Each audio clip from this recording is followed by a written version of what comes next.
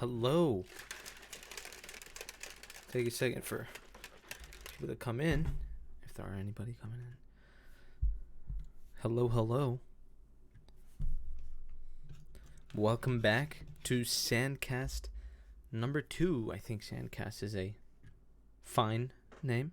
It's not too bad. A little bit of Dr. Sandhill in there, and I think it'll catch on. It's not. It's nothing. It's no EFAP. It's no. Ecom. But it's SandCast, and I think it's good for now. At the very least, for now, of this first season of podcast stuff. I don't know.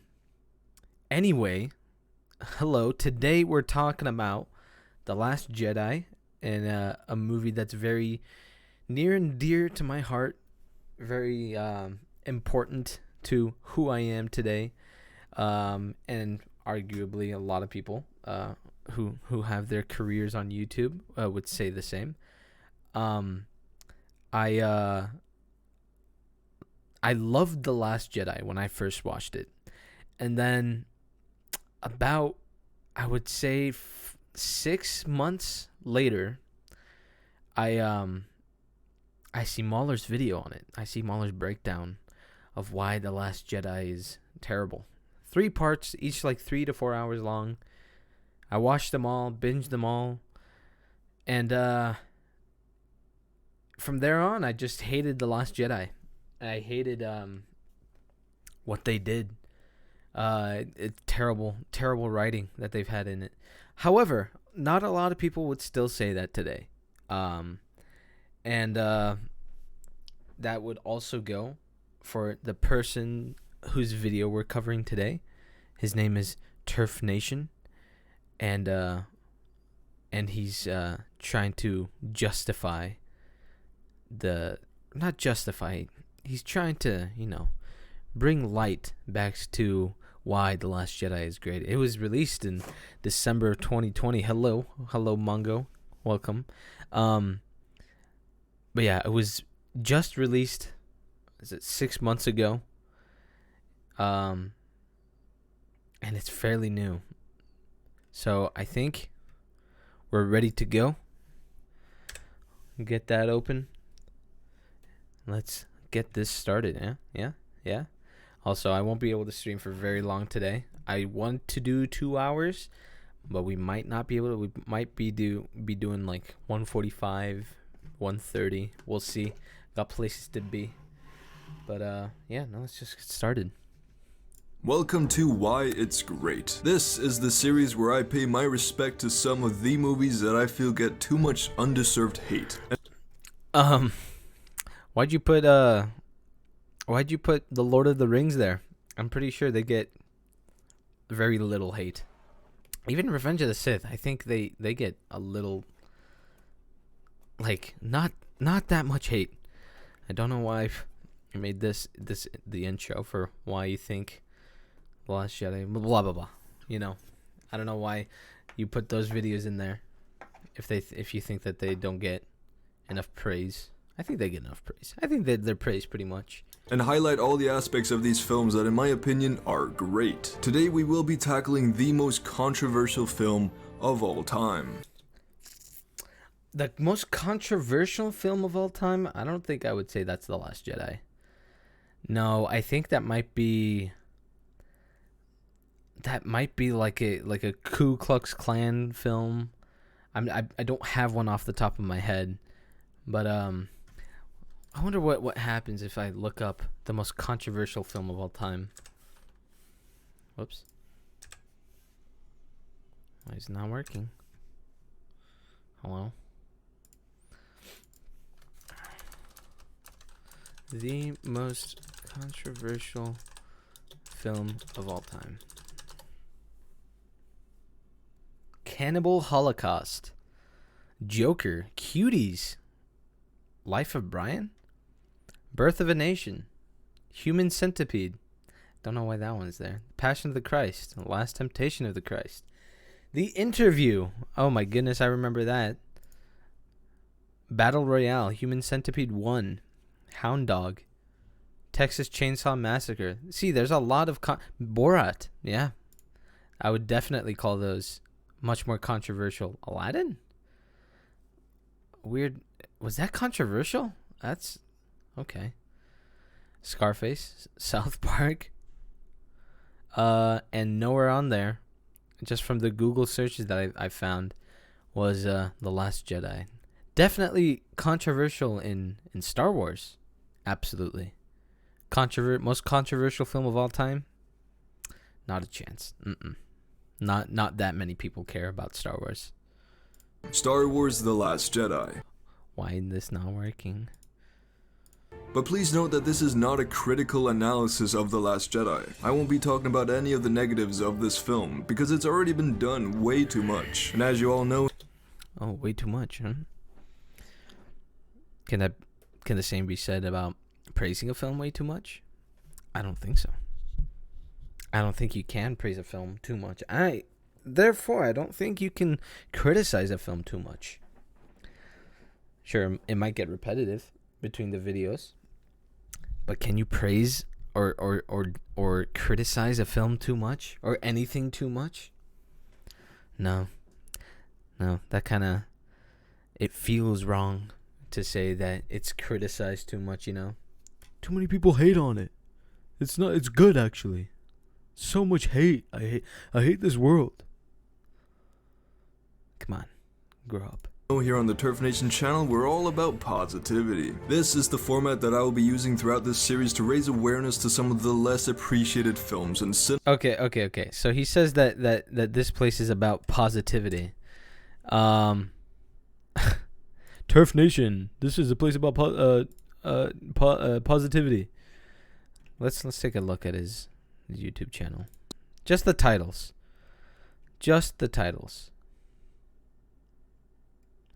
Surprisingly awesome. My thoughts. Was the Snyder Cut worth it? Can Justice League be saved? Worst superhero... hold on. Worst superhero movie ever?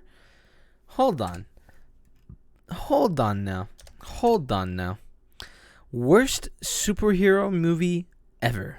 Wait a minute. I thought they were about love and peace. Why The Force Awakens is great. Is WandaVision even worth watching? Why it's great. Mixed emotions on Demon Slayer. I thought you were about not hating. Just the fact that he questions that if Mandalorian is good or bad. Why the internet canceled J.K. Rowling. I don't know. This guy sounds kind of like not all about love and peace and positivity. Format that I will be using throughout this series to raise awareness to some of the less appreciated films in cinema, and hopefully help some people understand why it's okay to defend the movies that you love, even if other people don't agree with you. What a useless thing to say. We're all different. It's okay to defend the things you love even though you're getting shit on for it. It's okay. It's okay to get shit on. Awareness to some of the less appreciated films and you're also not watching cinema, and hopefully help some people understand why it's okay to defend the movies that you love, even if other people don't agree with you. We're all if we're talking about like less appreciated films of all time, I would put The Father up there. If you haven't watched The Father, go watch The Father. That movie is absolutely incredible, and it's sad how absolutely incredible, and it's incredibly underrated. It got $6 million for the budget and $10 million box office. Ridiculous how little money it made. It's actually kind of angering because that movie is absolutely amazing, like almost a 10 out of 10, like right there. But even then, I wouldn't even call... There are even more underappreciated films than those of The Father. There are many indie films from like college students, high school students that are incredible that'll never see the light of day because, well, I mean, they're just college and high school movies. They don't get to see the light of day. Like I just said that. I don't know why the fuck I said that. It just won't reach the audience the same way a fully produced film would. you know? So I definitely would not call this underappreciated. I think it depends on what you mean by appreciated. It's a very mainstream. So I wouldn't consider it underappreciated. If it's hated on, now that's a different thing, okay? I guess we got to define words here. Understand why it's okay to defend the movies that you love, even if other people don't agree with you. Also, he sounds really bored. He sounds like I just woke up, and this is how I sound. Like, put a little oomph to it, my guy. Just a little. Different. We all like different things, and any movie can be filled with positives if you're just willing to look for them. Just like how you can blow your fucking nose, dude. I'm sorry. Got a little out of hand there. Different things, and any movie can be filled with positives if you're just willing to look for them. Just like how you can any movie is filled with hold on. Like different things, and any movie can be filled with positives. Any movie can be filled with positives if you're just looking for them. Can't you say that exact same thing about negatives? Well, maybe he does. If you're just willing to look for them. Just like how you can always find negatives if you're looking for them. Okay. Now he said that you can find positives filled in a movie if you look for them. But then he also says you can always find negatives if you look for them. Now, do you mean like when he says you can always find positives filled in a movie, does that mean the movie is just perfect? There's only good stuff in it? Probably not. Probably doesn't mean that. He's probably like writing it down like an essay and just saying it and doesn't actually think about what the word means. But he probably just means like you can find good things if you look for them. You can find bad things if you look for them. Sure. But that doesn't mean that the movie is just filled with good things and bad things. There's always going to be like good things and bad things about every movie. Even The Father. There's like one tiny little thing about The Father that just barely makes it through the film. An issue in the film, kind of. It's not really that big of an issue. Anyway, I'm getting ahead of myself. But you can't. Of course, there's always going to be positives in a film. Of course, there's always going to be negatives in a film. That's surely that the people who are making the film would want to have positives. At least one. Like, it's really hard not to have positives. The only thing I can think of not having positives is maybe a Neil Breen film. But even then, the joy out of watching those films is just insurmountable. It's insane how amazing those movies are in terms of enjoyment. I personally like to look for the good things because it just makes life happier. Shut the fuck up, dude. I like to look for the good things because it makes life happier. Okay. That's literal. That's actually just a childish viewpoint of the world. It just makes things happier. I like to watch good movies. That makes my life happier. Good movies, good writing, no problems, no plot holes, good characters. That's the kind of stuff that improves my life. Obviously, this guy's a little different. Also, I won't be using normal methods of reviewing film today. I'm gonna be trying something new. I actually got this idea from another YouTuber called Chris Ranks, who made some really good videos ranking the Game of Thrones seasons, but he hasn't uploaded in over a year, so I will try to continue his legacy. Essentially, his legacy. Just rating films? I'll be pointing out standout moments of the film, which are then either categorized as bronze, silver, or gold moments. Wait a minute. His voice sounds like a penguin. Dude, for real. Like, okay. Alright. The very fact that he has made 3 different rankings automatically proves that one is worse than the other. Bronze is worse than silver and worse than gold. Silver is worse than gold. I mean, gold is gold, but like, he would have to agree that there are some aspects of like bronze and silver that are worse than gold, which makes it a flaw, would it not? Or does it just depend on how good this scale is. Is this only a scale of goodness? I guess we'll see. Moments. A bronze moment is not bad at all. Okay, never mind. Actually pretty great. I mean, getting a bronze medal in the 100-meter dash at the Olympics is not as good as silver and gold, but it's still a great achievement. A bronze moment is worthy to be talked about. It's a great little piece of filmmaking that really helps make the story special. A silver moment is an amazing moment, something that the filmmakers should be proud of. They're fantastic pieces of storytelling that help make the film great. Does that mean the bronze is something that the filmmakers shouldn't be proud of? Or is he just listing off good things like their adjectives or something? Then we have gold moments, which are extremely rare. They're essentially perfect moments, and I know true perfection is impossible to achieve in anything, but I do believe perfect moments. I don't know if he's trying to show the videos of those moments. Okay, buddy. But it's very weird to think that this is a perfect moment. You know, this is a gold moment. What's up, Smud? And I know true perfection is impossible to achieve in anything, but wait, okay. So wait, hold on. He just okay. True perfection is impossible to have in anything. So that automatically means that something can be at least a little bad. Like a little bad meaning it cannot reach perfection because of that little bit of bad.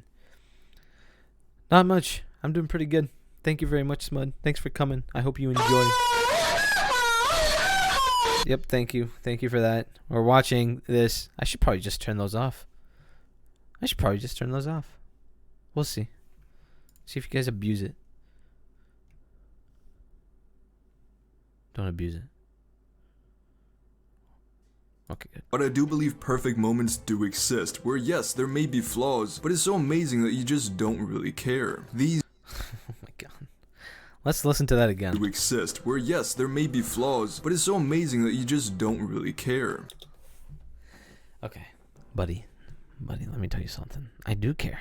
I do care about those flaws. Because I care about the good moments in a movie. So if there's a flaw in a movie, I can't really appreciate the good moments as much. He's saying that the good stuff in a movie justifies the bad stuff, which in some cases it might. However, you can't just dismiss a flaw. You can't just say it's just not there. Do exist, where yes, there may be flaws, but it's so amazing that you just don't really care. So, okay, he's saying that even the gold moments, the top of the ranking, could have flaws. It's just an amazing moment that could have flaws. He tries to structure himself by making a ranking scale, but then immediately has no basis for any of that. Like, this is completely subjective. There's no term of objective criticism, or I would say criticism, but he's not criticizing the movie, as he says. He's all about positivity. But I don't understand this ranking if the top of the top is not even close to being that great because there's flaws in it. My guy, come on. Please. These are the moments that just can't be written. There needs to be something truly special about them, and they need to create emotions and reactions that will never be forgotten. If you successfully manage to create a gold moment, then you know you've done something truly special. So yes, this is how I will be reviewing the positives of this film. I hope I made that clear enough. Anyways, let's just get right into the video. Didn't. The movie starts how a Star Wars film should. Straight into the... Is it too loud for you guys? Let me know if it is, but I'll be pausing when I'm talking. The action, no bullshit. This whole first action sequence is a good start to an epic adventure, and I'd overall classify it as a bronze standout moment. Let me It's a good start. Okay. Break it down. We'll see. First of Let's see all, what I he says. actually like Poe stalling. A lot of people will talk about the humor in this scene, but I'm just way too infatuated with Oscar Isaac. He kills it in Oscar Isaac, good. I like him. See, I don't know how we're gonna be able to counter these guys' arguments, but I like Poe. I like Poe. Don't get me wrong.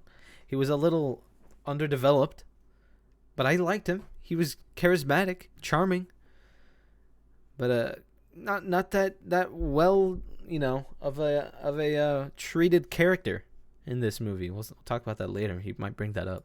In this movie, he seems like he's just having a lot of fun. Honestly, the acting in this movie is arguably the best in the entire series, but we'll...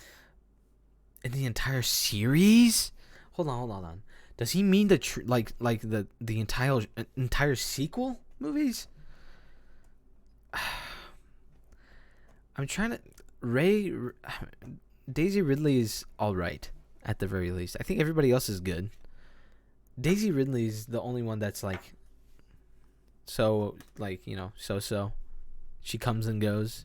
We'll get to that later. Then we get the first little piece of character work, as Poe ignores direct orders from Leia to retreat, and instead decides to try and take down the Dreadnought, which they do succeed in, but at what cost? Leia's reaction to the countless lives lost really kickstarts the whole conflict between Poe, Leia, and Holdo that makes up for a third of the movie. It's a difficult moral question that even we as the audience are a part of. Okay. I guess let him finish. By the way, this film is pretty good at providing us with moral questions. Okay, now he's just interjected himself, so we gotta interject. No, it's not good at. Did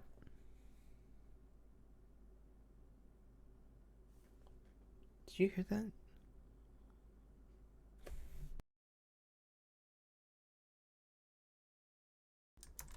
My dad just shouted. I don't know why. Even Keela was like, what the hell was that? What were you talking about? Moral questions. Yeah, a lot of the morals in this movie is fucked. It's so fucked. Holdo's maneuver, I don't know why she did that. She could have done that with a robot. I don't know why she hid her plan for defeating the fucking ship, the Empire ship. It's been a minute since I watched the movie. The First Order ship. At the and the escape plan. I don't know why she would hide that from Poe. I don't know why she would hide that from anybody. Cause it's a very clear indication of somebody betraying their team. As a captain, you're supposed to tell people what you're gonna do. You don't want to leave them in dread. You don't want to leave them to rot in their despair. You want to tell them, hey, this is the plan.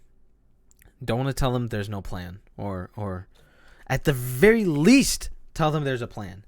Stay back, there's a plan. She doesn't even say that.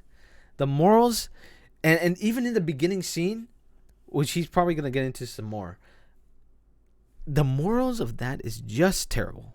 We'll get into that. I think he'll talk about it. I love it. This next one isn't really a standout moment or even a positive, more of a defense. But people like to criticize the inconvenience of the bombers, saying that they're unnecessarily slow. But I don't really think that argument is valid. There's a reason they're slow. It's because they're big and have a shit ton of bombs in them, which... No. That's almost a shit reason. This is a universe where we have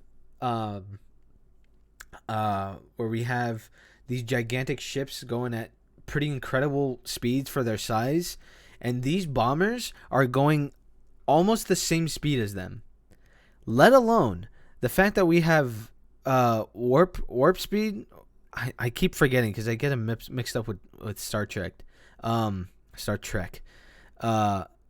What's it called? Going into warp speed, light speed, whatever. They have that kind of technology. They could, with these bombers, all they have to do, attach those things, those warp time speed things, fucker things.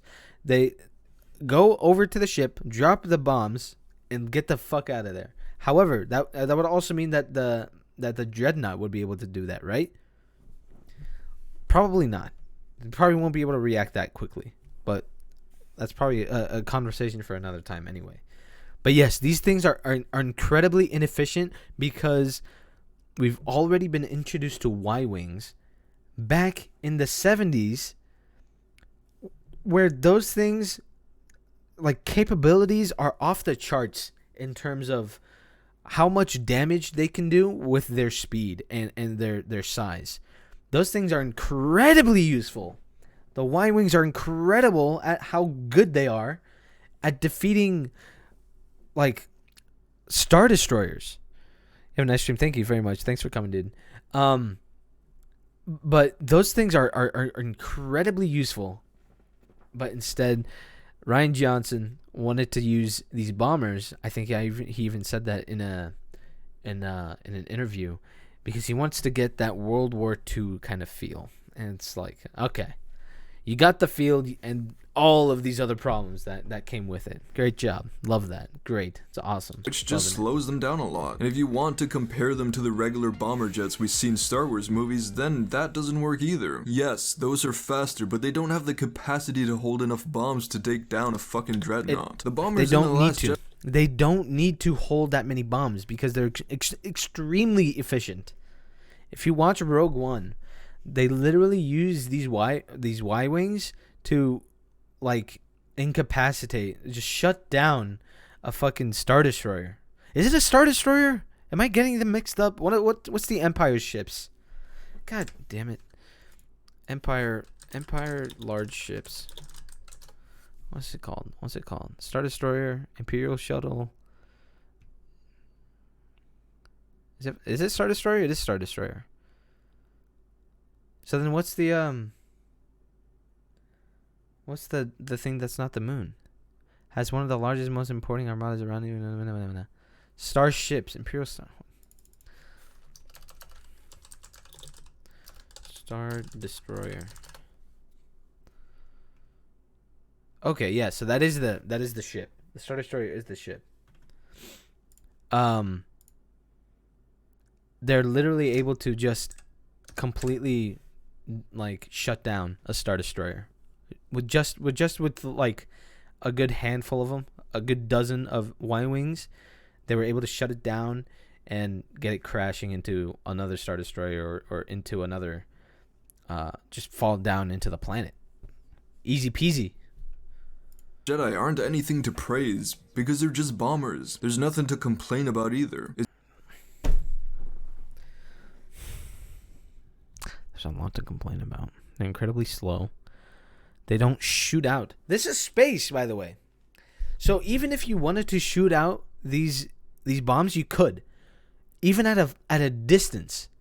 You don't have to go right on top of the Star Destroyer or the Dreadnought and just drop them, because you're not exactly dropping them. There's no gravity out here. Literally, you can just shoot them out. Put rockets on them. You have the ability to shoot these out at incredible speeds at a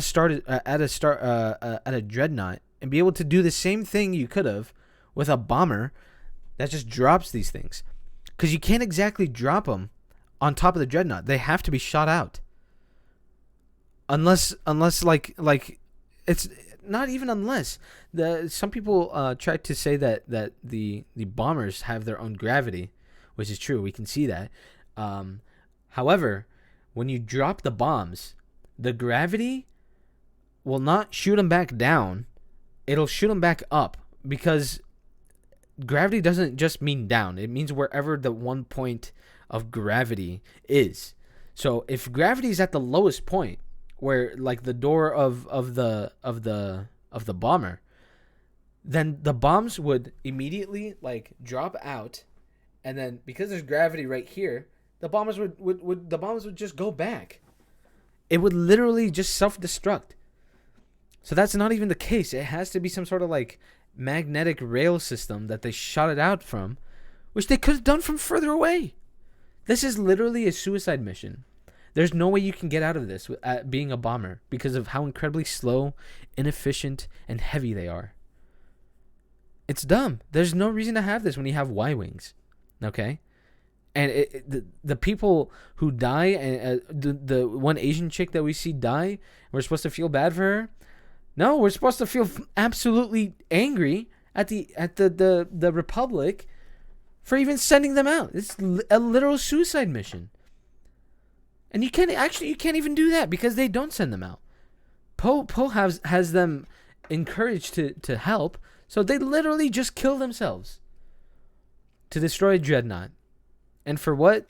Well, the movie keeps going. So, not much benefit out of it. Even though, a dreadnought might be really a really big achievement. Actually, destroying the dreadnought actually saved the Empire or the Republic. So, we'll talk about that later because he'll probably bring that up. But Poe is fucking shat on for literally saving the Republic. It's ridiculous. It's absolutely ridiculous. It's just a part of the movie that makes complete sense. And then bam, we have... No. So I'm just going to give the same amount of... I give so much criticism to that scene. And then he just says, it's just there's nothing to complain about. Well, here's my rebuttal. There is. That's all I have to do. That's literally all I have to do in order to get to this guy's brain. Because his justifications for this shit is incredibly stupid. Our first silver moment. Paige's sacrifice is very underrated and isn't talked about nearly as much as it should be. This death scene does something not many other of the films in the franchise do, and that's to humanize the casualties in battle. Yeah. But she did that to herself. So sucks that she had to die because of incredibly inefficient systems of taking out the dreadnought. It's crazy. It's terrible. Stupid. In Star Wars movies, a lot of people die, but the deaths are rarely given any development unless it's an important character to the story. For example, when Alderaan blew up, millions and millions of people died, and we don't care. In the Force...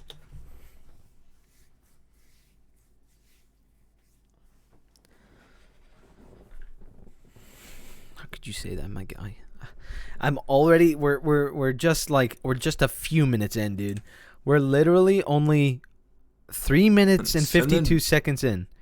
And this guy has said one of the dumbest things I may have ever heard. The dumbest thing I may have ever heard. It's sorry if I'm peeking, but to say that Alderaan was destroyed and we don't care is so wrong. I can't even tell you how retarded it is. I really can't. Like, the point of that scene was to show, one, how incredibly powerful the machine was. I don't know why I'm forgetting the name of the fucking moon. Whatever. But it's that, and the fact that the Empire is evil, like 100% evil. There's no moral system that they have. They're just killing people. And that's if they don't obey them. To say that we don't care about millions of lives is absolutely incredible. Absolutely incredible. Millions of lives on a planet because we don't get to see them die means we don't care about them. Okay. All right, buddy. Okay, buddy. Bam! We have our first silver moment. Paige's sacrifice is very underrated and isn't talked about nearly as much as it should be. This death scene does something not many other of the films in the franchise do, and that's to humanize the casualties in battle. In Star Wars movies, a lot of people die, but the deaths are rarely given any development unless it's an important character. You don't have to develop deaths. I don't know. If you want to develop deaths, my God, you're going to have to create a really small scale movie with just a few characters. You cannot have these massacres happen where you have to develop the deaths. I don't understand. Like, you're trying to say you don't have an emotional connection to the people who died, sure. But you have to admit that it goes against the very humanity of killing one person at all without any, understanding of them having a whole life. You know, what's the word? Sonder? Oh shit. I'm sorry. The idea, we'll rewind it. The idea that like you can conceive somebody else has a full long enough life just as much as you did with just as much experiences. It's called Sonder, I think. But the very fact that the people who destroy those or like kill all those people, they massacre them, literal genocide, they don't care about them, is what is so incredible. That's what you have to understand. They're so incredibly evil, they don't even care about millions of people dying. It's not that we don't care, it's they don't care. We don't have to have them developed. We don't have to have millions of people developed to understand that killing them is bad. Okay? You don't have to if you have to develop every fucking character that dies, you're going to have an incredibly long movie. Like thousands of hours to develop every single death. This death scene does something not many other of the films in the franchise do, and that's to humanize the casualties in battle. In Star Wars movies, a lot of people die, but the deaths are rarely given any development unless it's an important character to the story. For example, when Alderaan blew up, millions and millions of people died, and we don't care. In The Force Awakens, when the Republic is destroyed, yes, we see a glimpse of people, which still does give the event more emotional impact than Alderaan, but it's still millions of people dying that we don't care about. It's just normal for soldiers to be shot down like flies in these movies. They aren't giving any human qualities, so sacrifice kind of becomes meaningless. Is this a criticism? I thought he's not focusing on criticism.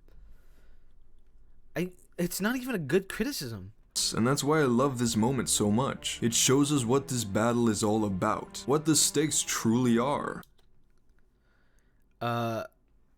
One, this is a completely different context from people being massacred. This is somebody who's like sacrificing her life, which I can admit the movie is trying to go for. Yeah, trying to humanize somebody who is like literally sacrificing yourself for the greater good of humanity. Yeah, I think it's a good idea to give him a scene, a little shot. But to say like, what does he even say? Like that it's a silver moment because we get to see it. I don't know. I think I might agree with that. I think I just completely disagree with the fact that we don't care about millions of people dying. That's just ridiculous. I think this part in isolation is okay, is a good thing. I mean, aside from the fact that the fucking bombers are just ridiculous pieces of equipment. But yeah, in isolation, yeah, sure. I like it. It's a good thing in the movie. This war is about freedom and overcoming oppression, and the people who are fighting this evil will sacrifice everything to give the galaxy a little hope. Watching this young woman shed a tear as she watches the dreadnought blowing up, moments from blowing up herself, is beautiful and heartbreaking at the same time. This is what this victory cost. Actual people gave up their lives for this purpose. No, they didn't. It's a film. It's not actual people, okay? However, that feeling is kind of ruined when you learn that it's because of the fucking bombers that allows them to die at such horrible deaths. There is no way that they could have escaped. They throw the bombers right under them to the dreadnought, and at the very least, there's a few. Oh my god! Look, we can even see there's literally only 8 X-wings defending these bombers. Wow. It was a suicide mission from the very start. Obviously, like, the dreadnought is incredibly capable of defeating the Republic, and Poe is a good guy for, along with these other people to sacrifice their lives for the greater good. But for the movie to have bombers, just for these sacrifices to happen, extremely contrived. That's what we call a contrivance. It's just stupid. It's an artificial way to have sacrifices in a movie happen, and it's not nice when it's not natural. As people who hate Brazilian butt lifts would say. Not just some expendable soldiers, real people, and that's meaningful. Well, I mean, this was always the case for the Republic. This is always the case for those people who sacrifice their lives. They're real people. They're not clones, if that's what you're trying to say. But even stormtroopers, like in The Force Awakens, are like somewhat humanized. And that was a cool aspect to have. It was a cool idea that they never fleshed out. Remember like Finn holding a stormtrooper who's dying in his arms? Could have been his pal. Could have been his buddy that they grew up with. It was nice to see. It was a little bit of humanization. We even in the Mandalorian, we get to see like camaraderie between the stormtroopers. It was like, damn, okay, we get a little bit of development with these stormtroopers. They're not just robots. It's cool. So having these guys humanized is obviously a good idea, but to say like they haven't been humanized before is ridiculous. It's stupid. I praise this movie so much for bringing real emotion into it, because it helps the viewer resonate more with the events that happen. Real emotion. What the fuck does that mean, guy? Are you trying to say that the other movies didn't have real emotion because somebody didn't tear up as they died? I don't know. A lot of people sacrifice their lives in those movies. Their victories become our real people actually sacrifice, like actual people. You know, it's crazy. Victories. And yes, there are still a lot of expendable soldiers dying in this film that we Oh, come on, man. How do you do that? How do you say that it's incredible to have humanized characters sacrifice their lives and then say, "Oh, they're not expendable. They're actual real people." And then say, "Oh, there are actually some expendable characters." Is actually kind of weird. Become our victories. And yes, there are still a lot of expendable soldiers dying in this film that we never hear anything about, and that's fine, because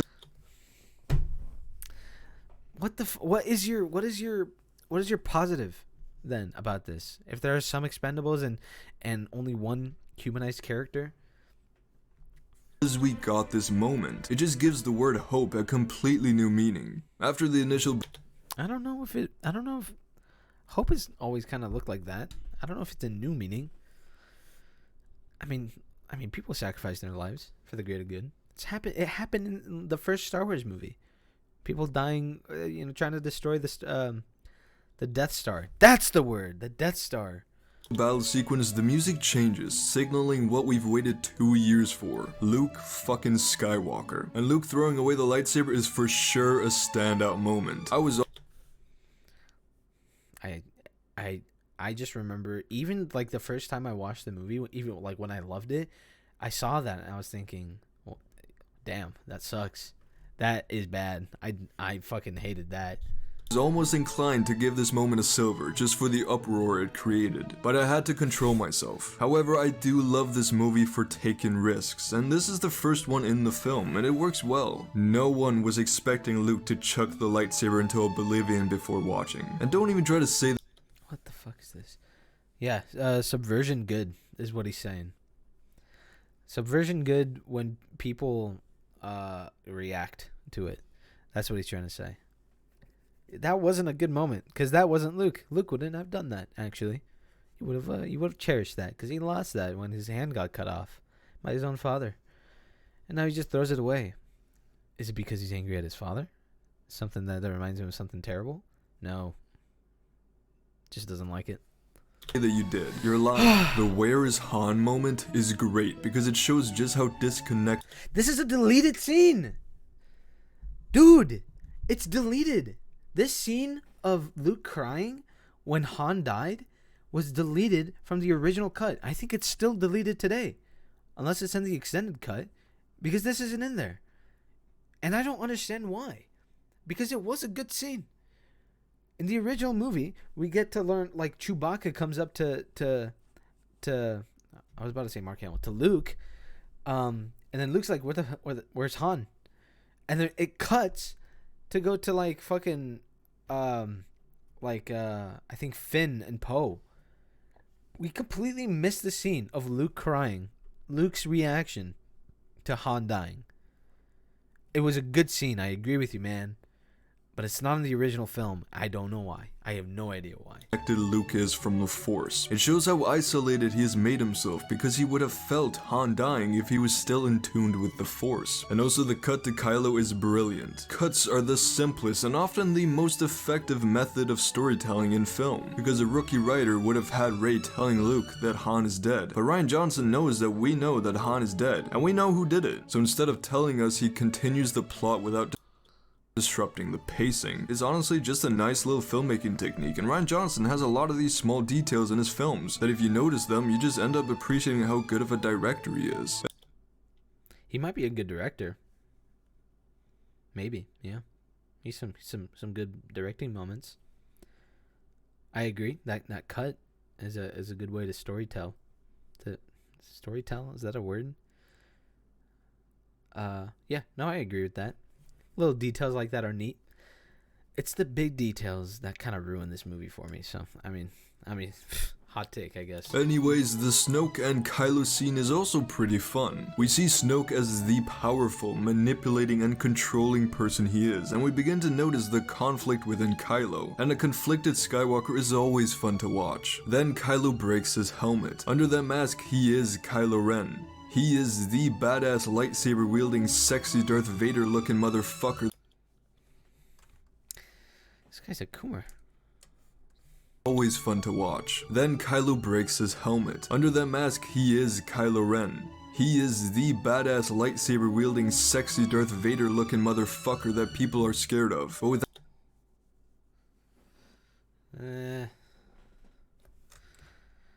why do you like him so much? without it, he's Ben Solo, a conflicted man who doesn't know what's right or wrong yet. He knows that he can't keep hiding behind that mask. He knows that he's starting to realize that he has to He has a weird heart on for Kylo Ren. That's what I'm telling you. I'm just weird thing to say. find these answers as Ben Solo and not Kylo Ren. Or he's just being a child and raging and there's nothing deep to it. Either way, it's That food looks amazing, Colton. You made me really hungry right now. cool. Then we have the Hermit Luke montage, which is a great way of showing us the person Luke has become and the Are you kidding me? You're praising this scene? I cannot believe you. TurfNation, does he have a Twitch? I want to talk to this guy. I cannot believe he just... Oh my god. He just praised the milking scene, dude.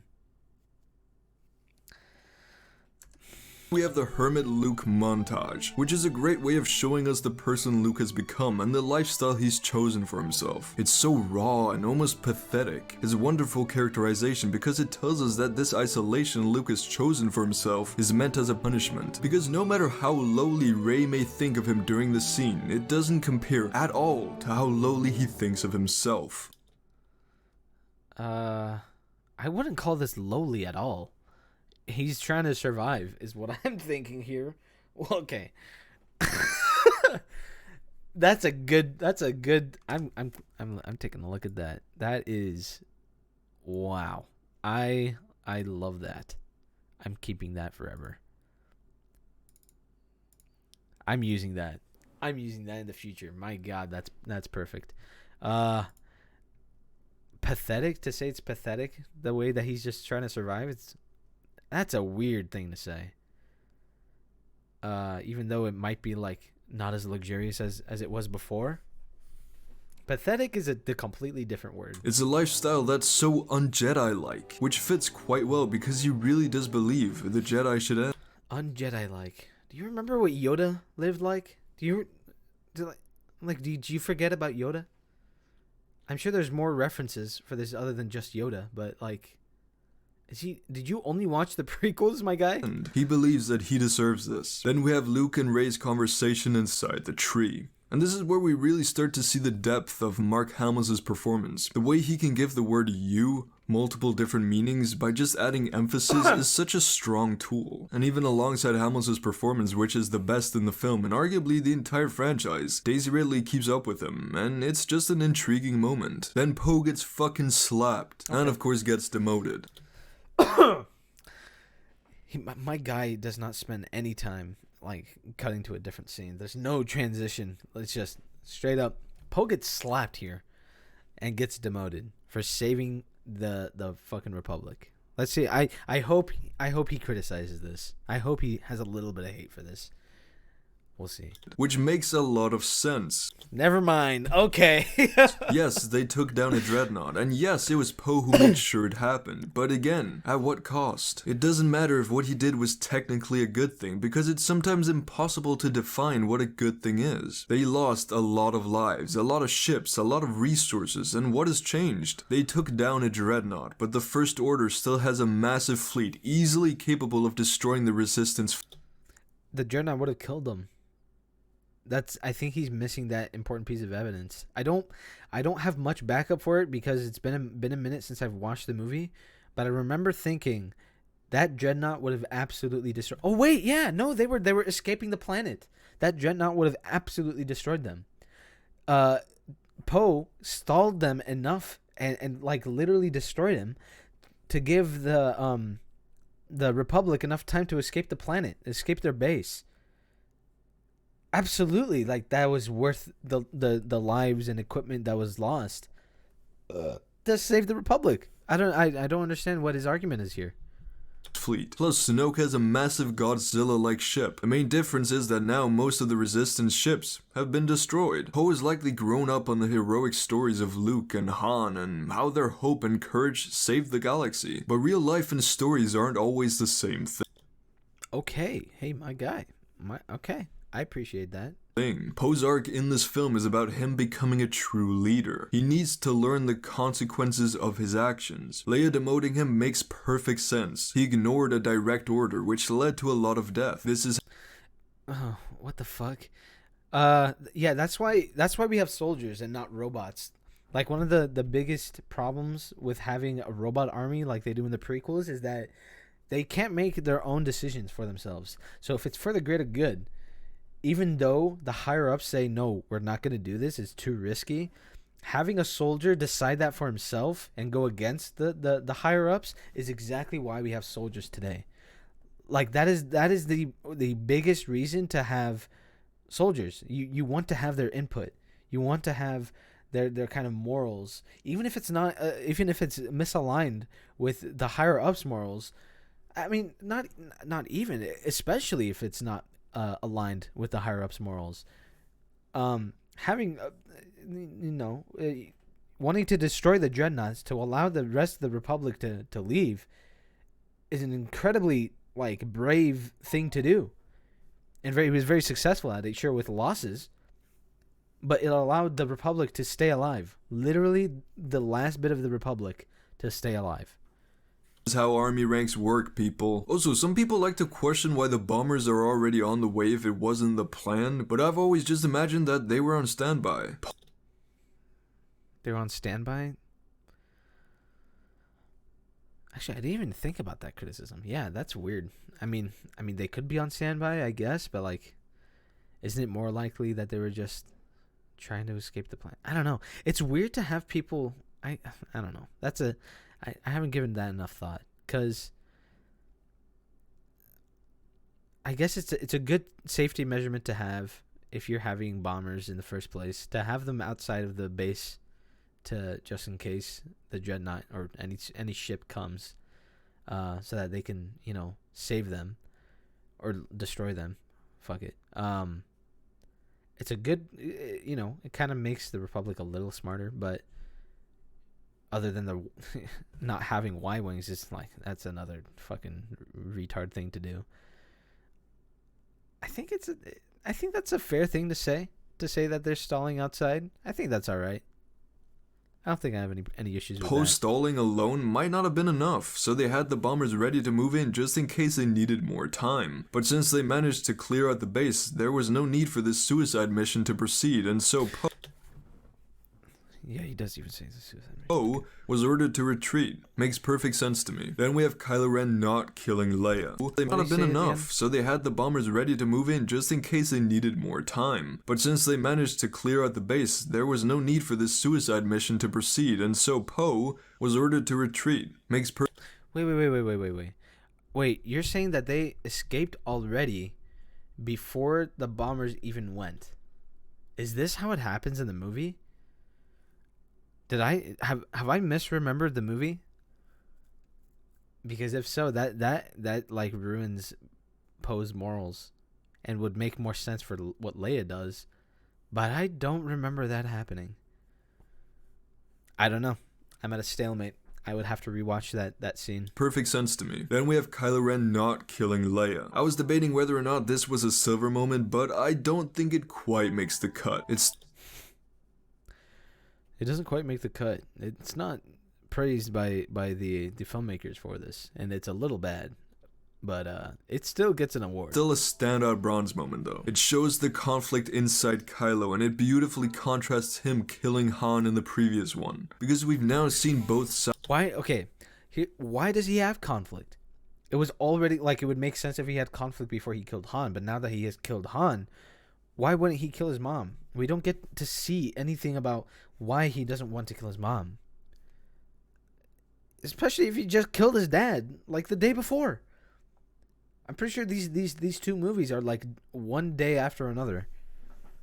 It's weird to not kill your mom right after killing your dad and not regretting killing your dad. He doesn't even like show any remorse. He literally goes after Rey in The Force Awakens. Weird thing to say. It's very weird how crybaby Kylo Ren is. I don't want to kill my mom. I killed my dad yesterday. I don't know. Sides of him, the light and the dark. This moment brings depth to his character, and it opens up. Hold on. Why did he show a scene from The Rise of Skywalker? Wait. It gives him depth from The Rise of Skywalker? Because in The Rise of Skywalker, he's just evil. Up until the end.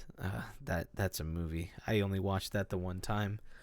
Oh, I don't want to get reminded of that. The light and the dark. This moment brings depth to his character, and it opens up the story quite well. And then It reverses his character. It literally flips his character.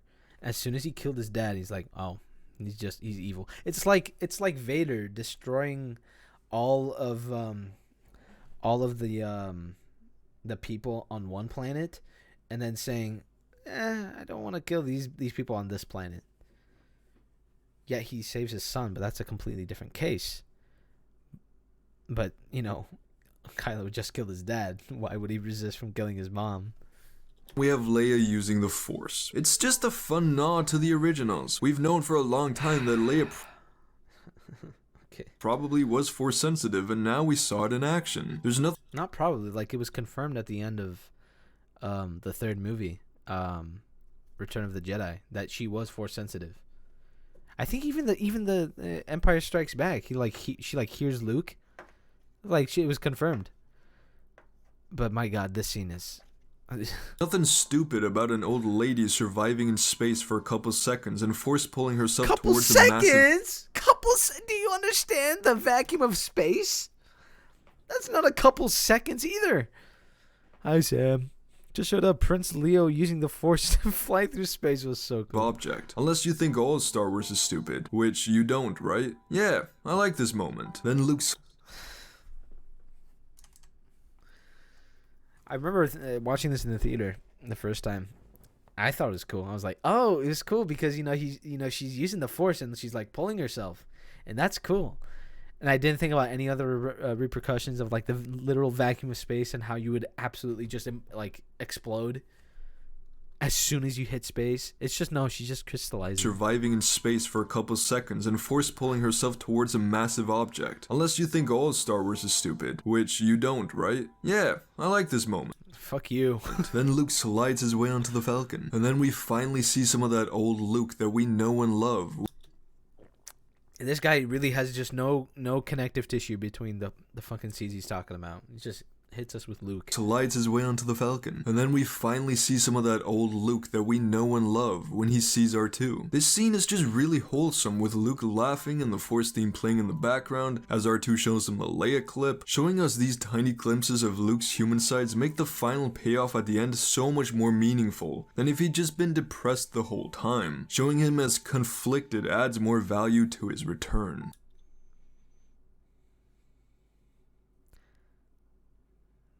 Why was he conflicted? I must say, I honestly like Finn and Rose's first encounter. John Boyega is very charismatic in this scene, and seeing Rose grieving her dead sister adds even more meaning to the great sacrifice in the beginning of the film. Their arc honestly starts off decently. Now Their arc starts off decently. Fucking blast Poe or fucking Finn into for trying to leave the Republic. Oh, how evil does that make the Republic seem? Hey, you can't leave. Or not the Republic, the Resistance now? I get them mixed up. You can't leave helping the Resistance. You're on the good guy side, and we're not letting you leave. How dare you? The Force connection between Rey and Kylo is a wonderful idea, because it allows for our two main characters to interact quite a lot without the complications that would arise. Why does he keep showing stuff from The Rise of Skywalker? They actually met in person. All of their conversations are standout moments for me. These are two young and confused people who still don't know their place in the world, and each of them knowing that the other is in the same position as themselves creates this wonderful little bond. I also love I can't take that seriously. It creates a one little bond. Just touching tips. I'm sorry, it's funny. In isolation, I see where he's trying to come from. I've disagreed with everything I've heard this guy say. Dude, this guy is something else. He's a gem. These are two young and confused people who still don't know their place in the world, and each of them knowing that the other is in the same position as themselves creates this wonderful little bond. I also love how all the background sound is removed. It makes their encounters a lot more personal and intense. Then we have the first lesson, which provides us with a beautiful... I just have to address that. Kylo Ren is in a confused state because the movie wants him to be in a confused state. He killed his dad the day before. The next day he doesn't want to kill his mom, and now he's confused. I see the thought process in Kylo Ren, you know? Rey has always just been confused. She's even confused at the end of The Rise of Skywalker. But if Kylo Ren was confused, didn't kill his dad and just kind of doesn't understand, it's weird to say that he's not confused because he literally fucking tries to kill Luke because Luke was trying to kill him. That's one thing, but then he joins the dark side because of that. It's why did you join them if you're confused?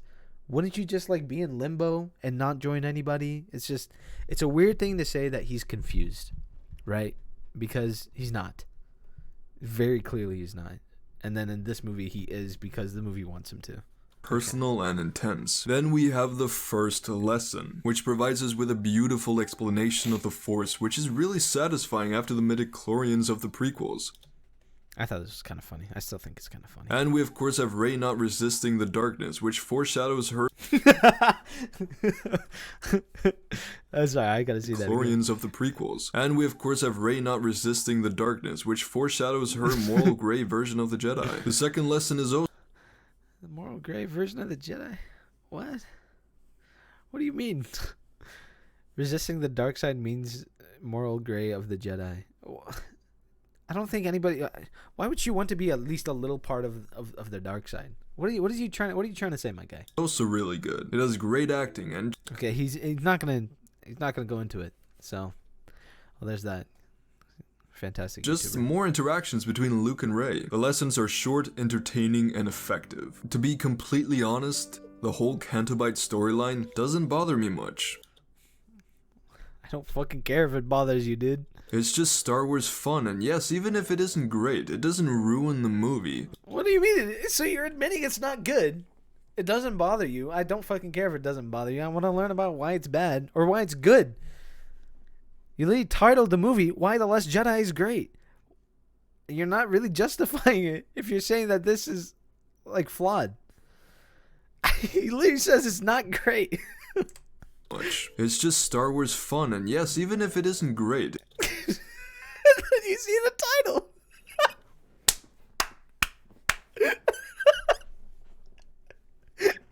Oh my god, that is hilarious. It doesn't ruin the movie. It's a nice little sequence that has good themes about war and slavery, and also DJ is pretty cool. Yeah, war and slavery is bad. I can't believe we had to watch Cantobite to understand that. Also, she these guys, they take out the fucking space horse things, let them escape. One, they're gonna die. They grew up in pens. Two, they're just gonna be recaptured by the Empire, or wherever they are, because they literally caught them in the first place. So they're gonna catch them again. Three, they literally leave the kids who were enslaved in Cantobite. Incredible themes about slavery. Oh my god. So yeah, Cantobite honestly isn't even that bad. It does break the pacing a little bit, but it's not horrible. It's a waste of time. is the appropriate thing to say. It's so easy to say, my guy. Ben fucking Swallow, instant platinum. Oh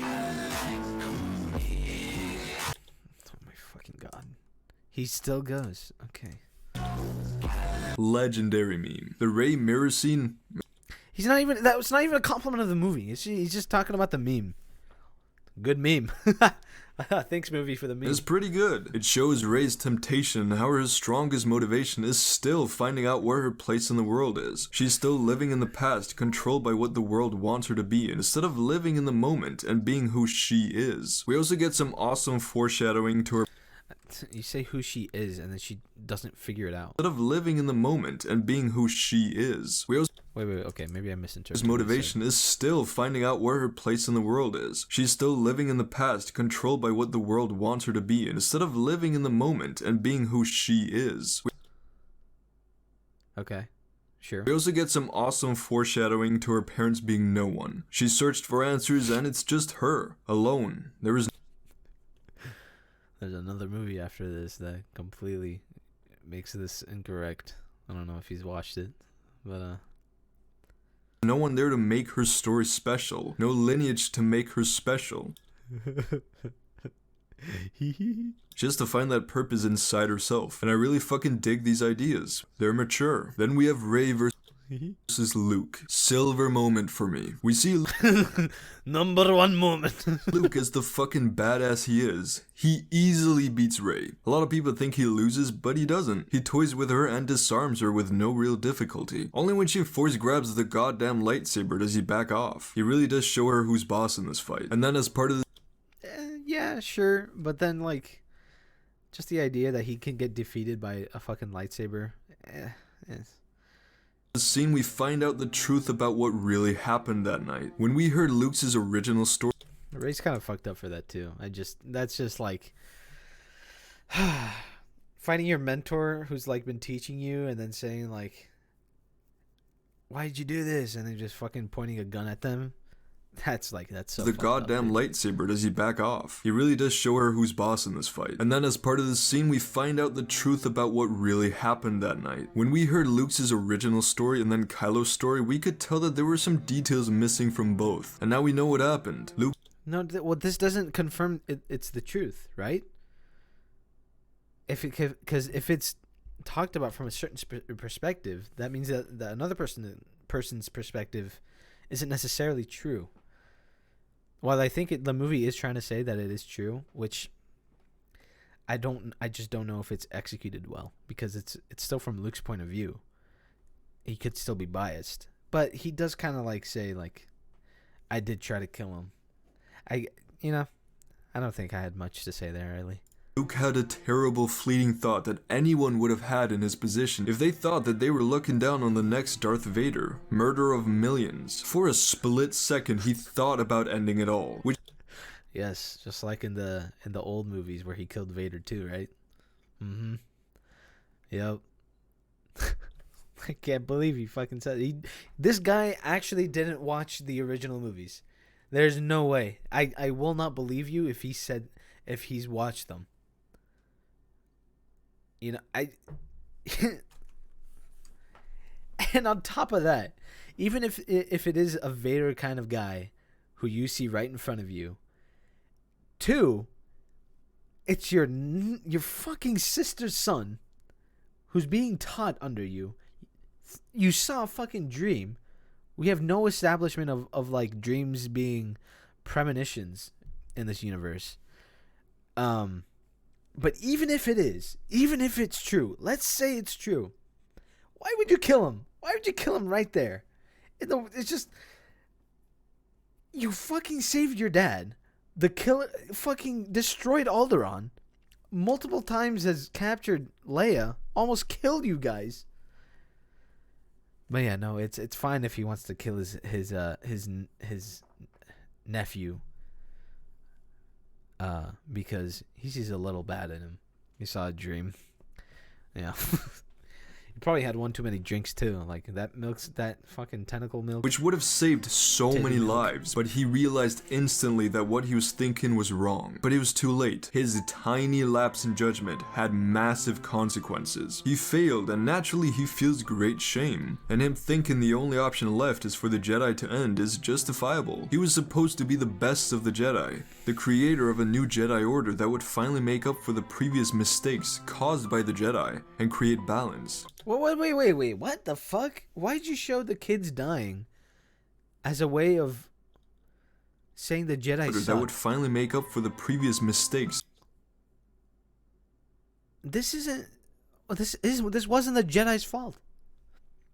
There's no way that Palpatine slowly seducing Anakin into killing children and becoming Vader is any way the Jedi's fault. If anything, the Jedi actually capture him and they figure out what he's up to. Mace Windu was the one who was about to kill him.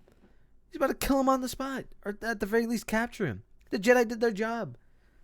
They were this close. But then Anakin's like, no, he's gonna see my wife. Come on. How dare you? Caused Why are you doing this to me? Why are you slandering the Jedi, dude? by the Jedi and create balance, but he ended up failing just like the rest of them. It's obviously not the right choice for him to give up, and Rian Johnson isn't saying that it is. Luke's whole character arc in this film is about But that's what he does. He does give up. Why do you think he isolated himself on another planet that has its own map? That's a whole fucking weird thing. him learning that failure is a natural part of life. The thing that matters is how you respond to that failure. The Jedi during the Clone Wars failed, and they gave up and left their problems for someone else to fix. The Jedi of the Clone Wars. Wait. The Jedi during the Clone Wars failed, and they gave up and left their problems for someone else to fix. No, it's because the bad guys won. They couldn't do anything. They were defeated. They were just defeated. What did you expect them to do? The Emperor has power over all the clones, all the stormtroopers, and anything that the Empire had already been in control in with the Senate is now in their control. What I don't understand what you're trying to expect from them.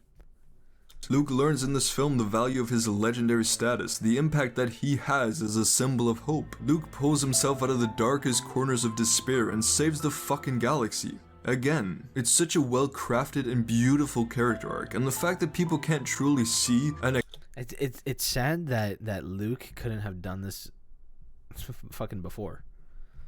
To redeem himself of doing the things that he did to his nephew, he could have done the right thing and not imprison himself and do more good.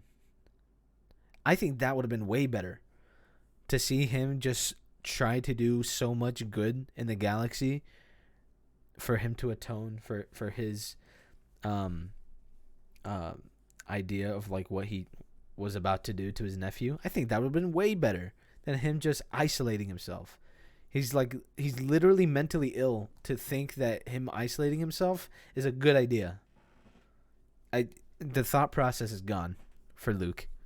accept this single lapse in Luke's judgment is really sad to me, because Luke's character in this film is so refined, complex, and engaging, and I wish more people would have had the pleasure of watching it unfold as I did. Luke isn't. Oh, I did. Oh, I did watch it unfold, but it was kind of crumpled and shat on and burned to pieces as it was unfolding. It wasn't nice to see. It was kind of hurtful. It sucks to see that piece of paper that I once loved is no longer there. Perfect, and he never was. Luke has been tempted to the dark side many times. He once almost gave in to temptation, just like we all have. Luke is human, and that's what made him so relatable to us, and why he is our hero. If Luke had Why are you outing me, dude? I give in to temptation all the time. What are you trying to say? to the dark side many times, he once almost gave in to temptation, just like we all have. Luke Does he say almost or does? the dark side many times. He once almost gave in to temptation. So he doesn't then. Yeah, he was tempted. And then he said, no, I'm not going to do this. Why are you slandering Luke, dude? What are you trying to do, man? This is my boy. Why are you hurting me like this, man? I don't like this, dude. Just like we all have. Luke is human, and that's what made him so relatable to us, and Okay. why he is our hero. If Luke had just been a perfect Jedi Master in this film, it would have been very boring. No. We had that with Obi-Wan. Like, what the fuck? Who are you? Why are you slandering my boy? Come on. Obi-Wan was an incredible character. Even if if like the movies are flawed from the prequels, his character is pretty consistently good throughout. And that also connects to him, being old in the original movies. Not boring at all. In fact, that just even saying that it's boring is like a terrible criticism, because even if it is boring, it's consistent. What once was. Why can't we have that again? I adore Rian Johnson for taking the risk to tell the story that he wanted to tell. Fuck him for trying to tell the story he wanted to tell. It's not his story. He has other stories to have to connect it to. This whole scene is an easy silver moment for me. And then from one great scene to an even greater scene. Luke and Yoda together. Instant silver moment. Holy fuck. Rarely.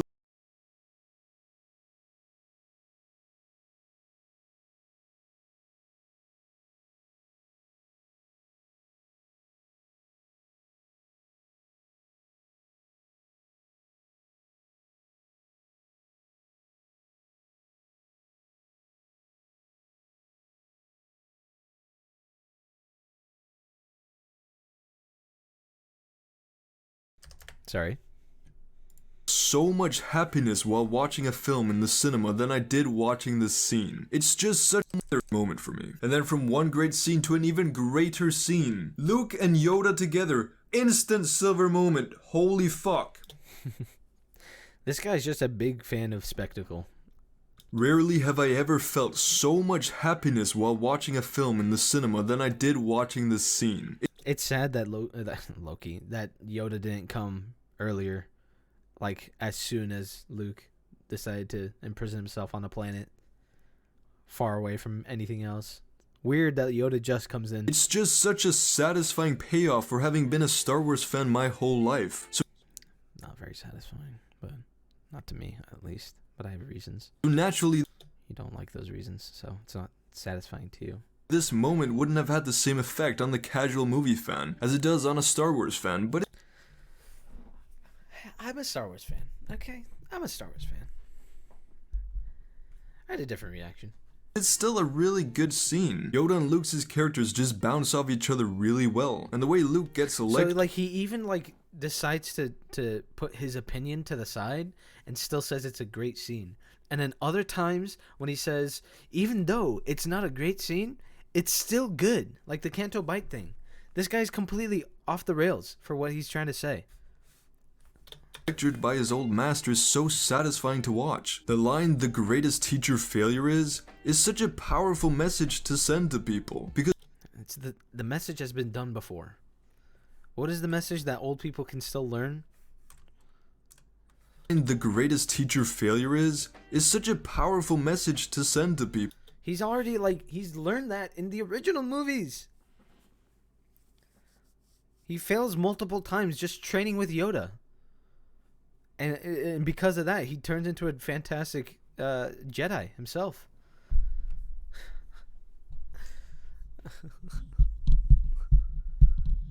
Help me. People. Because no matter how many times you fall down, no matter how many times you get dirt thrown in your face, if you can get up after all the pain, after all the setbacks, after failure, then you never truly lose. That's how winners are made. Oh.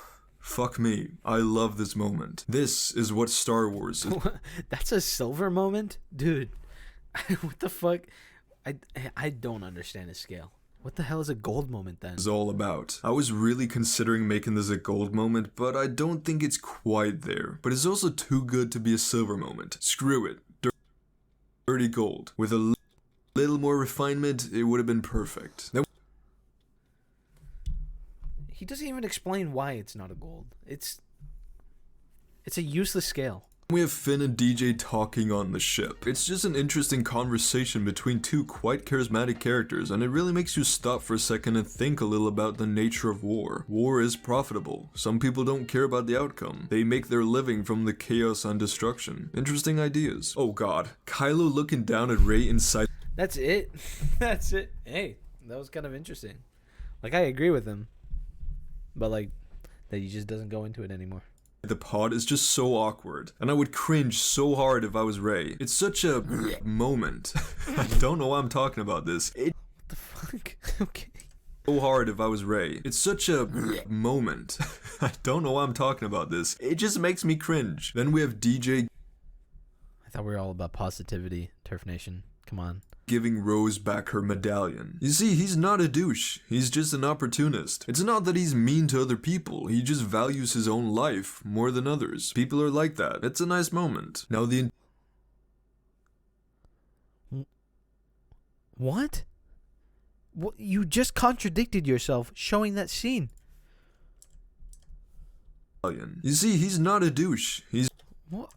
Rey. It's such a DJ giving Rose back her medallion. You see, he's not a douche. He's just an opportunist. Huh? It's not that he's mean to other people. He just values his own life more than others. He just values his own life more than others. Okay, maybe I was thinking he was saying something else. People are like that. It's a nice moment. Now the entire throne room scene is a standout moment. The first part of it is nothing special, but it's great setup for when things get crazy. Daisy's acting is phenomenal. Andy Serkis kills it. And Adam Driver is, well, Adam Driver. They all... Was that a criticism? I don't know anymore. It's just he's himself.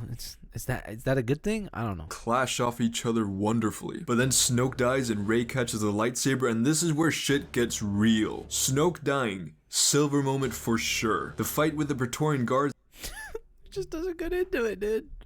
Is fun and entertaining. The revelation Fun and entertaining. Shit. It's shit. It's shit choreography. It's terrible. It's really bad. Like, it's actually phenomenally bad for Star Wars. The prequels had the best fights, and even the originals, while lackluster, were still fucking, like, meaningful fights because they were still trying to, like, aim at each other. of who Rey's parents are. Holy fuck. This is also a silver moment. I love that Rey is a nobody. It's such a powerful message because the hero of this trilogy isn't some cracked kid who comes from... This is not a Luke diss. He is amazing, and I love him. Okay.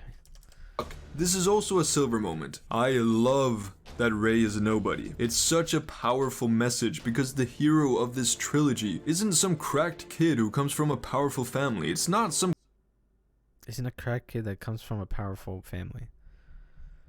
Kid who has the right parents. It's a goddamn junk trader who comes from nothing. This is the kind of message that will... It's a weird way to, like, describe Luke if you're not dissing him. Okay. But alright. Tell kids that they can become a Jedi too, even if they aren't a Sky... I can't believe how many times I have to say this to, like, just normal Star Wars fans.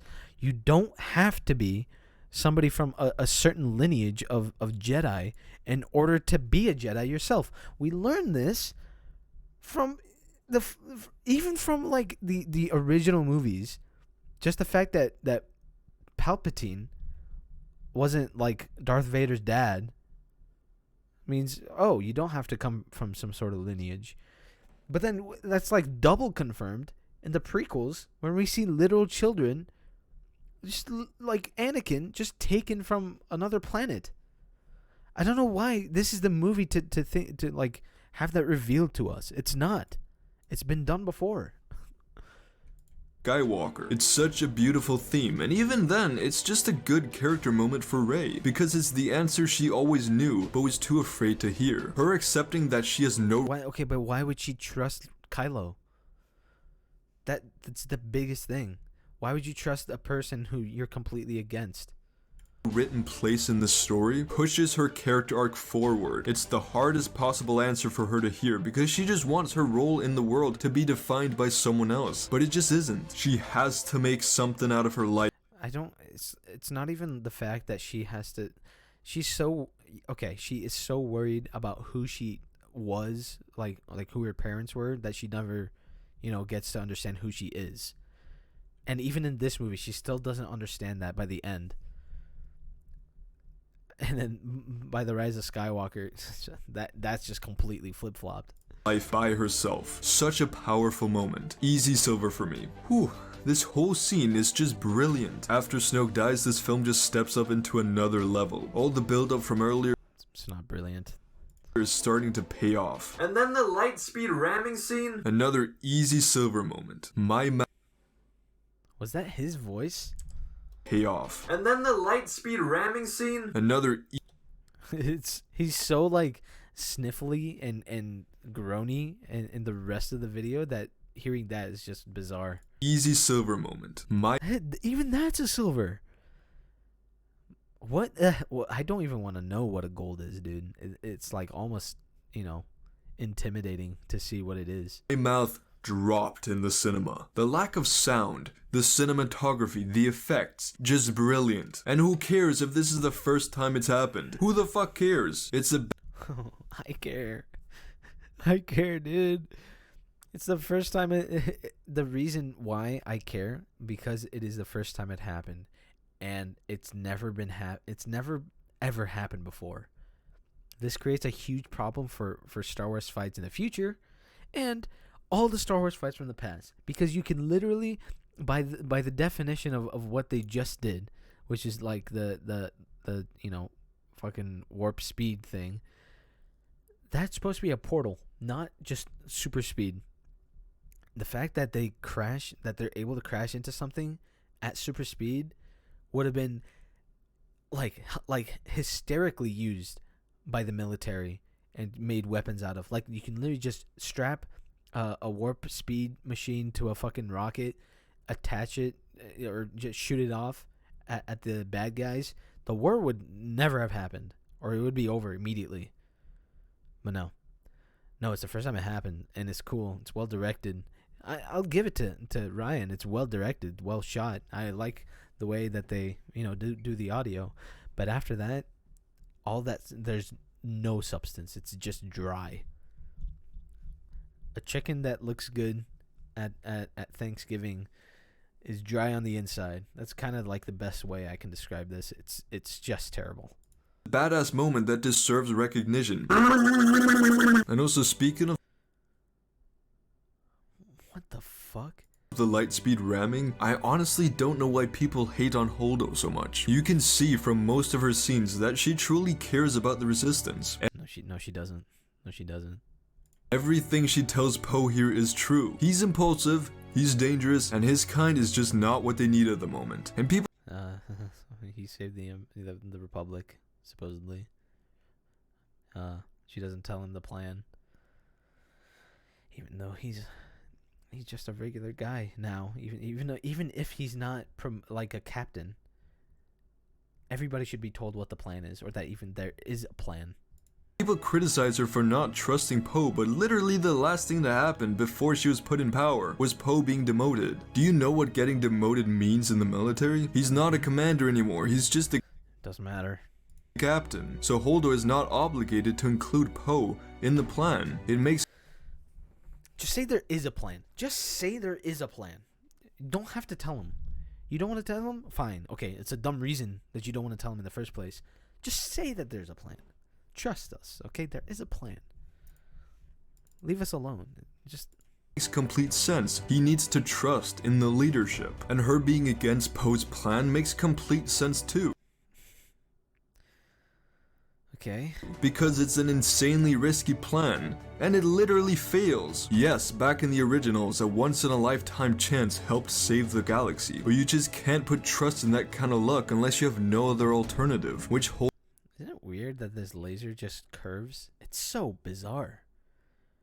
Like, why isn't it just a laser? Why is it... There's no gravity out there. It's... literally fails. Yes, back in the originals, a once... See, it wouldn't have failed. I don't think it would have failed if the the Republic helped him, or the Resistance helped him. I don't think it would have failed.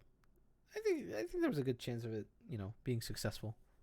Once in a lifetime chance helped save the galaxy, but you just can't put trust in that kind of luck unless you have no other alternative, which Holdo does. See, I love how Holdo's he tries to justify Holdo by saying that Poe was the one who killed a shit ton of people, and then he literally shows this scene of the people getting away, even though that's not her plan, because her plan was to have them get away discreetly.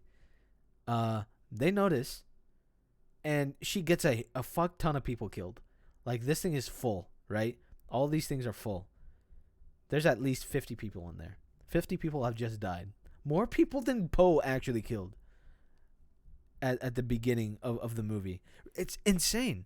It's insane how you could say that Poe is demoted for doing the wrong thing, and then Holdo is doing the right thing, even though we get this scene. And she does something incredibly risky too. Again, the plan failed. Finn and Rose finding DJ. So did Holdo's. Other than the fact that she rammed through the fucking, chips. Her plan would have failed had that scene not happened. Even jeopardized Holdo's plan. If it wasn't for Poe being so quick to assume that he knew best, Holdo's plan would have succeeded with a lot less casualties. Yeah. No, it wouldn't have. Mm-mm. Oh, wait, would have? Yeah, it would have, right? Because doesn't Poe let them know that they're escaping? I don't actually remember. He might be right, actually. But it's so convenient and so contrived that they were able to do that because Poe was able to get on there. Yes, she could have told Poe the plan to prevent a mutiny, since she could see him getting flustered. That was a flaw. A failure. She's not perfect in this scenario either. Oh my god, dude! Then stop defending her! Why are you defending her? But she gave her fucking life for the Resistance, and people... Wouldn't anyone, if you join the Resistance, technically your job would be to sacrifice yourself, to be ready for that time where you sacrifice yourself for the Resistance. If you don't, it's like a terrible thing if you don't sacrifice yourself. That's the point of being in the Resistance. People are questioning. You're willing to die, okay? Her loyalty. Both Poe and Holdo wanted the best for the Resistance, but they also each thought that they knew best. It's honestly a dynamic that I really enjoy. There's I'm almost brain dead now. Nothing wrong with it. However, then we have a more calm moment with the Falcon joining the fight. Just seeing it in action again is always a treat. And then we have another silver moment. Luke and Leia. He's just going rapid fire, dude. Seeing it in action again is always a treat. And then we have another silver moment. Luke and Leia's reunion is one of the greatest presents we could have received. Their legacies alone carry the scene. It doesn't even matter how good the writing is or what they He even admits that the writing isn't good. So is this movie about why The Last Jedi is... why you love The Last Jedi? Because if so, don't title it this. Do not title it Why The Last Jedi is Great. Because you're implying that it's well written, well done, well produced, well directed, and sometimes you even admit that it is. But then to say that it's not well written, it's like, dude, why are you even making the video then? actually say. Just them being together on screen again was enough to make a lot of people, including myself, very emotional. Also, I shouldn't have left in the first place. Let me see how much time we got. Oh god damn it! Went all the way back.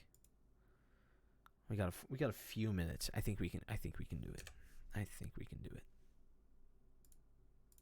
On screen again, and of course Carrie Fisher's death gave this scene a much bigger impact. Probably the most obvious silver moment in this film. And then, of course...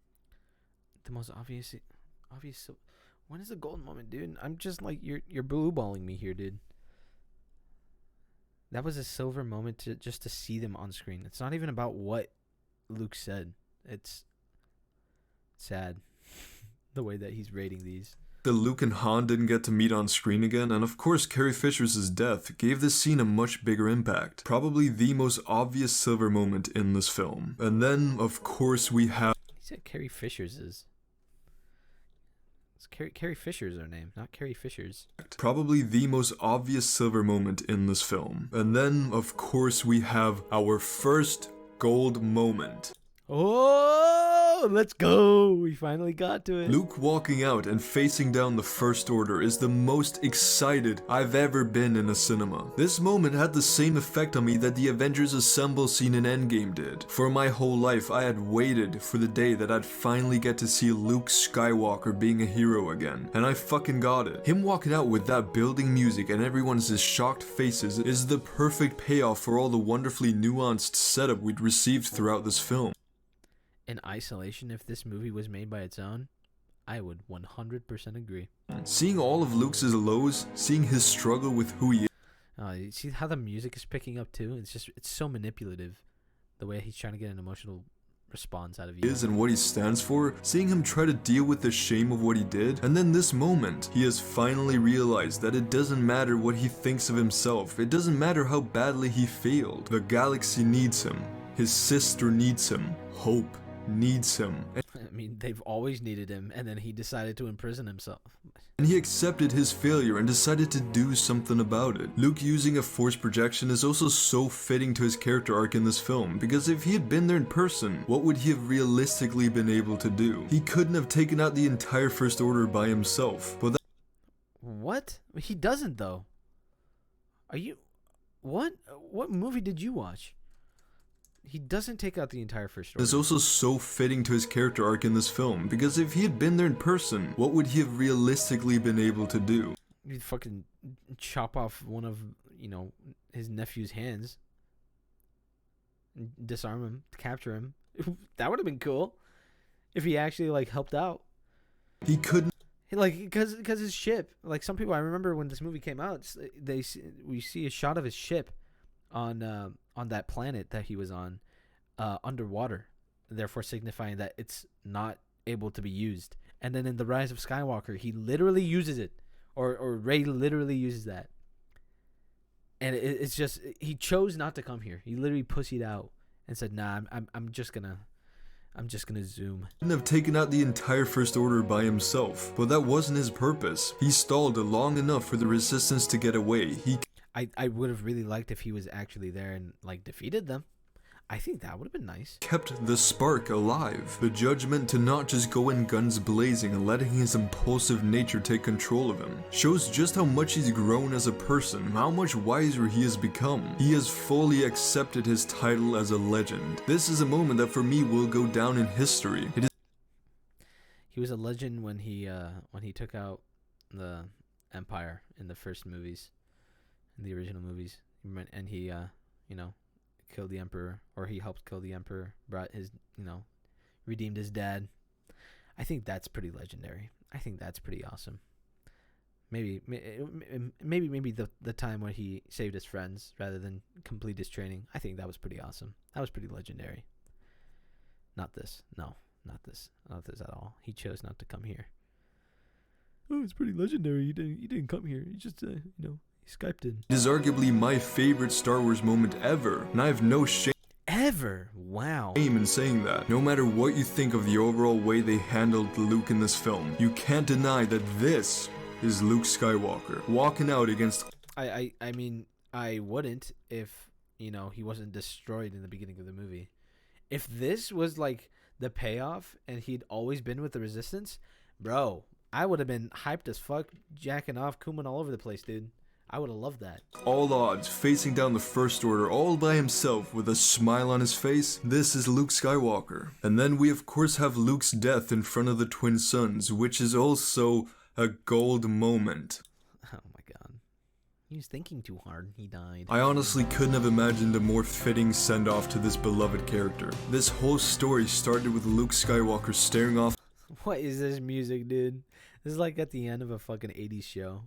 Just... the end of the series. Thanks for coming, guys. Into the horizon as a young man with so many dreams, and it ends off with Luke Skywalker staring off into the horizon, a hero and a legend. Because yes, this may not be the end of the story as a whole, but it's the end of Luke's journey. This of course isn't his trilogy, so the last film had to focus on the newer characters, but I'm just glad that The Last Jedi I love how he showed Rey just killing the shit out of an unarmed person. gave us this perfect send-off to Luke Skywalker. The Force theme playing at full blast and watching Luke happy Why did he do it to black and white? It's not that artsy, okay? and fulfilled makes me really emotional. His story is one of my favorites in cinema, and I'm just so happy that it was great all the way throughout, both in the originals and The Last Jedi. Luke is fantastic in this movie, and his death is just perfect. A legendary moment in cinema. And of course, to end it all off, we have the ending scene with the little boy looking towards the sky, and this is a silver moment. The Goldman has a really good video on why this scene is so special, so I'd really recommend checking it out because it's worth the watch. Link is in the description. But this scene is just so inspiring and so filled with hope. It just nails down the idea that anyone can be a Jedi. Even you and me who've Already been confirmed before. We already talked about this. both used a broom as a lightsaber before. It shows the true impact of Luke as a symbol of hope throughout the galaxy. And honestly, it's just one of my favorite ending scenes in any Star Wars movie. A great ending to a great movie. So what we're left with is a shit ton of bronze moment, a handful of silver moments, and 2 gold moments. Not bad for the most controversial film of all time. It's not that controversial compared to like film in general, okay? Chill out, dude. I can't explain to you just how much affection I have towards this movie, but hopefully this video has helped us understand each other a little better, because I do think The Last Jedi has a lot to offer the Star Wars franchise as a film. And beyond what I've already mentioned, I think the acting is possibly the best in the entire series. Mark Hamill, Adam Driver, Daisy Ridley, Oscar Isaac all provide Why does he say Isaac like that? Oscar Isaac. solid to even great performances. The cinematography is also arguably the best out of any Star Wars movie.